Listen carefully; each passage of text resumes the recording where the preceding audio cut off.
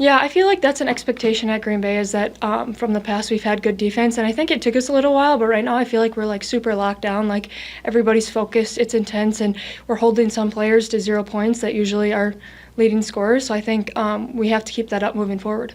Are the defensive principles very much the same under Kevin as Kayla, or are there things you're doing differently in defense this year? Yeah, from the start there was a little bit of confusion of what we were keeping, what we weren't, but I think we're now on the same page with that. We have some similarities from when Coach Worseth was here, and we have some new things from Kayla that we just all put together, and we're using them really well, playing together.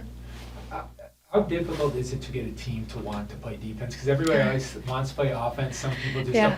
But it seems like you guys all actually take pride in it. Is it difficult, a challenge to get everybody collectively wanting to do that, or not here? Not really. I would say not here. Yeah, I feel like if you're coming to Green Bay, you know that we focus on defense a lot. I mean, I think I'm more of an offensive person than a defensive person, but having people like Bailey just really help you because she's always been a lockdown defender. And when I hear her on the court, I know that I have help everywhere. And just having one person like her help the rest of us, it just gets everybody on the same page to be like, okay, I want to lock down with you.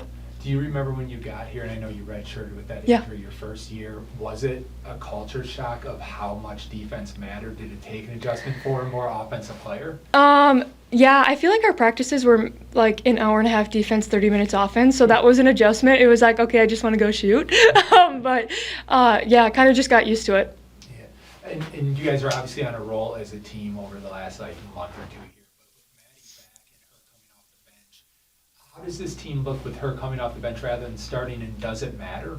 I don't think it matters. Maddie's a great player, and Callie's in there right now, but Callie's also a great player. So having Maddie back is just an extra weapon, really. I mean, we don't all play 40 minutes, so we're rotating in anyway, so that's just another weapon for us to have her back, and we're really excited. What's it been like just to have her, though, back on the court and just around versus just, not being able to be out there and playing? Yeah, definitely not great that she wasn't able to play for a while, but she was still being a leader off the court.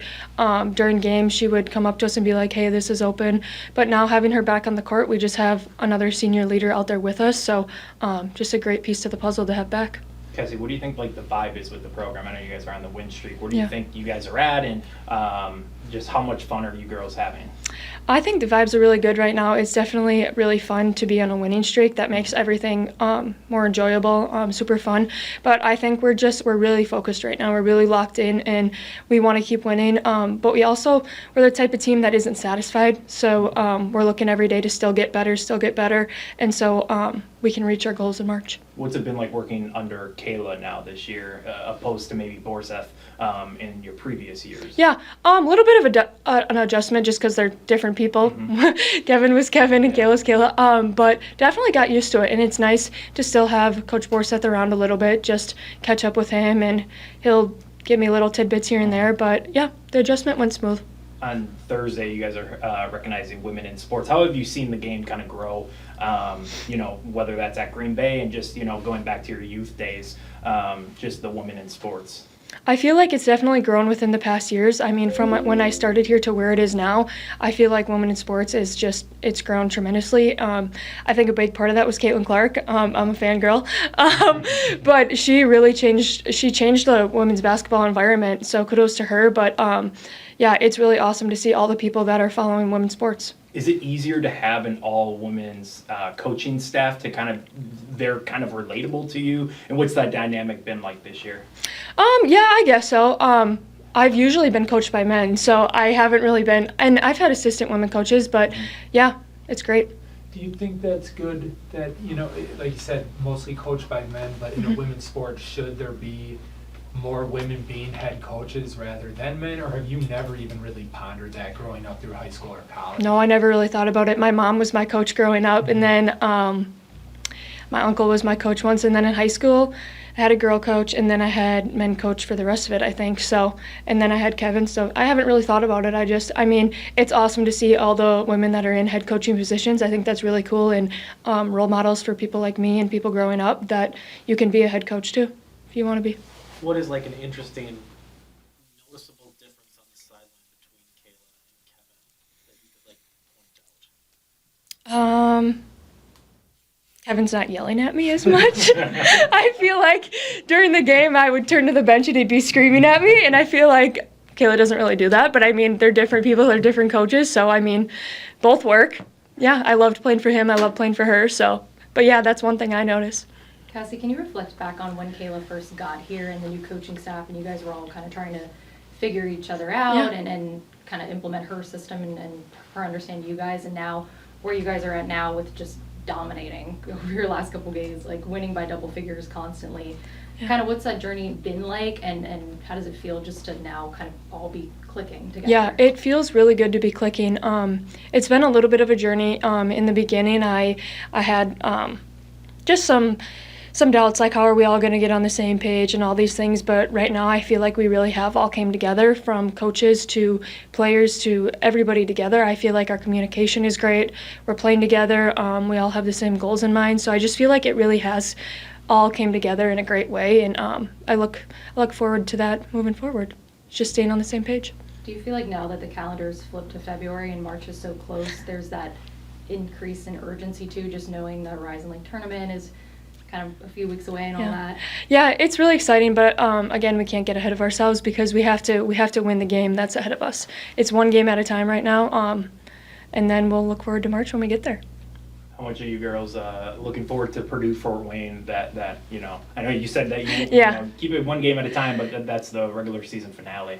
Yeah, I mean, if we keep doing what we're doing, once we get to that game, it'll be a really exciting game. Probably senior night at home, so it'll be a really fun game. And I look forward to that when we get there. I was just reflecting on this the other day, but I felt like I didn't want to go for it, but like I felt like Aaron Rodgers sang RELAX, and because we did start the season 0-2, and but you have to look at those opponents, and K-State continues to roll and be a top 15 team, and that was a huge challenge for us right away. So we certainly had a lot to figure out, but I knew that this was a veteran group, and I saw them on film guard the way that they're capable of here the last couple of years, and when I studied that film, it was evident they really understood the game and knew how to guard and really were bought into that end of the floor, which is a huge piece of it. So it was just a matter of time, and till we figured things out and smoothed it out, especially between maybe some of the tweaks that we had tried to make, and now we're really relying on our defense night in and night out. It feels really good right now. You know, it's just.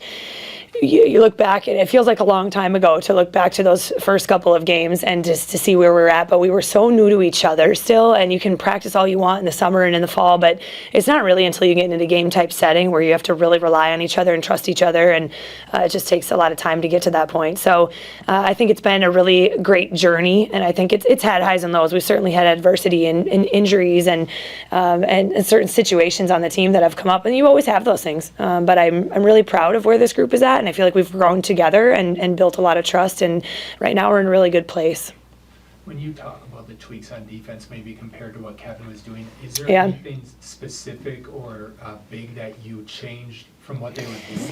There were a few things that we tried tweaking early on that we ended up actually not staying with. And so part of that was figuring out what we wanted to try. And sometimes as coaches, you throw spaghetti at the wall and see if it sticks. And certain things that we had tried, you could tell that our players were wired a certain way, where I sort of said, it's actually better if we go back to the way you were doing it, because when the game started, all of preseason, it felt like we were repping certain things. And I was like, we're getting pretty good at that, even though that's a change. And then the game started, and we started to go back to our old habits. And that's okay if you're willing to let that be okay. And so there were some things where I just said, we're going to go back to the way that you did it. I can tell that that's what you're more comfortable with. Coming into the season, I knew we had to get better in transition defense. That was just shockingly, because we are so good in the half court, that coming into the season, we weren't very good last year in transition, and even off of made baskets, getting beat back down the floor. And those are things that I was seeing on film where I thought, for as good as we are in the half court, we don't seem to really communicate our urgency to get back. So that was one area that we have really tried to focus on. I don't think that we're as good as we can be yet at it, but that's one specific area that I feel like we've focused on, and we have had growth in that spot. Some of the things that you backed away from because they were so loose, do you think next year with a lot of these seniors graduating that you could revisit that, or? Maybe. Yeah, we'll see. You know, we have a core still, a group that is coming back that is pretty comfortable with that style, and some of it is you have to figure out what works here and within this league, and these players in this program has been so used to these other opponents, and for me that was new for our coaching staff, at least most of us, to learn a new league and the style of play, what works defensively. So I think that there's a lot of truth to the way that they're doing things that makes sense in a league like this. So we'll see. We'll see how much that we keep the same, but I'm becoming more and more comfortable, again, with what they're doing, and so far at this point it's worked. Your decision so far with Maddie back has been to have her come off the Yeah. bench. Is that kind of like, hey, everything's going well, are you going to stick with what you're doing in the rotation moving forward, or could she go back into the lineup? Yeah, I don't know. At this point, we wanted to keep Callie in the starting lineup and have Maddie come back, and obviously she's got to get her feet wet again, and the first game she has to do that is against Cleveland State, which is a tough opponent to do that. I thought she handled that really well, and then we were able to increase her minutes again on Sunday and give her some more playing time. So the best thing about these players and this team in general is that they just don't really care who starts, and truly as a player, it's really about who finishes the game, and that's the way you have to think about it. And right now, Maddie coming back gives us more depth and more experience, and certainly at the time she went out was our leading scorer and second leading rebounder, so you're really bringing such a high caliber player back into the rotation. That's a big deal. And so at this point, I don't really think that they care. And I think for our coaching staff, just keeping it the way that it is for the time being and see where it goes in the future. How is she doing? Is she 100%? Is she limited at all? Like, is she with the wrist or anything? No, she's not limited. I mean, she's wearing the tape on her left wrist, but she's capable of doing everything. At this point, she's practicing full go, and in games, she's looking pretty comfortable. It was really nice to see her hit that three because she's been shooting quite a bit. Of course, it's on her non-shooting hand, so she's been continuing to shoot the whole while, and a lot of form shots with one hand, but she's full go. On Thursday, you guys are recognizing like women in sports. How have you seen the game grow throughout your tenure of just being in basketball as a player, coach, and being here at the university? Well, I really think back to when I was a young kid and when I was growing up watching basketball on TV or going to games, and I think the biggest difference right now for these young girls is that the exposure level for women's sports is so high. I think back to when I was a kid and I loved the Chicago Bulls and we were all watching Michael Jordan play, but I mean, there was just not a way to watch the WNBA, which was just starting when I was young. But then as growing up, I mean, to go to college games, there weren't a lot of women's games on TV or easily, you couldn't find them on ESPN the way that they are now. So ESPN Plus wasn't a thing, right? It just was really difficult to find the older women who were playing and have them as role models because you just didn't see them. Were they out there? Yes. Was this program right here doing amazing things and rolling? Yes. But the exposure wasn't there. So I think what you're seeing now is thanks to social media and thanks to mediums like ESPN Plus and putting women's games out there on channels that people can find them, the game has exploded. And now you can see that's carried right over from the college game into the WNBA, and they're moving games from small arenas to big arenas. And it's amazing what's happening right now. But I think the coolest part, and I have a daughter who's 11 months old, now I know that when she is growing up, she's going to be able to watch these college women go and play, or these professional women play, and have them as great role models. And I think that the exposure level is the biggest difference right now, and I love it where it's at. It is really, really cool to see women doing what they're doing. How have you seen this city embrace the GB women, even from your playing days to now? I mean, they show up every single night. Our Green Bay community is incredible, and I always say this, but when we go on the road, whether it's non-conference, whether it's conference, you do not see the turnout for women's games like we have right here at the Crest Center. So we are so thankful for the fans that we have, and I think it's just this program has done what it's done, and these people have just embraced this program and come year after year. It was really humbling to come back and see a lot of the same season ticket holders in their seats and see some new ones too, and some young families getting excited about the women's game. I just think we play a really fun, cool brand of basketball, and the way that we are averaging over 19 assists a game and share the ball, and it's really a team game where it could be anybody's night. That's fun. That's fun for fans, and we like to keep it really personal. We like to have good relationships with the fans and have our players get out and high-five everybody and have young girls come and play at halftime, and we're trying to engage the community best we can, and I think that we're seeing great results from it. Hey, Kayla, when the calendar flips to February for you guys as a coaching staff, do you kind of push and heighten that urgency at all, just knowing the Horizon League tournament, all that right around the corner, March Madness, obviously, or do you just try to keep things pretty similar, especially with where you guys Yeah, are? keep things pretty similar, honestly. I think everybody can see that they have however many weeks left, but we don't look any further than the one game ahead of us. And I think we have enough seniors on this team where they know that their window is closing, and it's not something you need to talk about. When you have seniors on a team, they have their own sense of urgency because of their careers and that they're coming to a close. So we handle this the same way we've been handling every other game.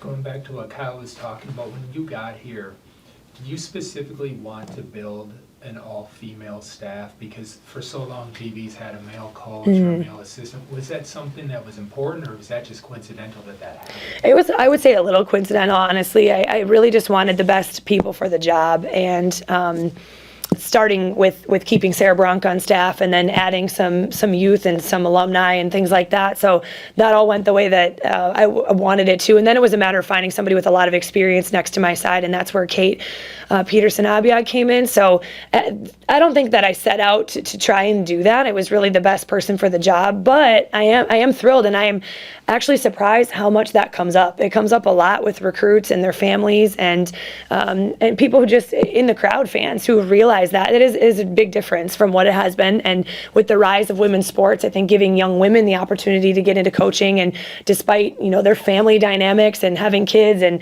putting career putting that first or balancing the two, it's a tough dynamic, but I'm doing it myself, and so if I can provide that opportunity for other young women, then I'm happy to do that.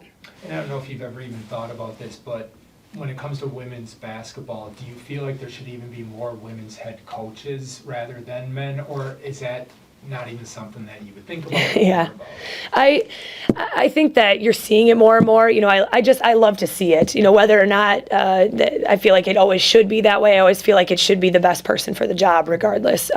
But I do love that we are seeing that more and more, and I love that people are celebrating that, and that.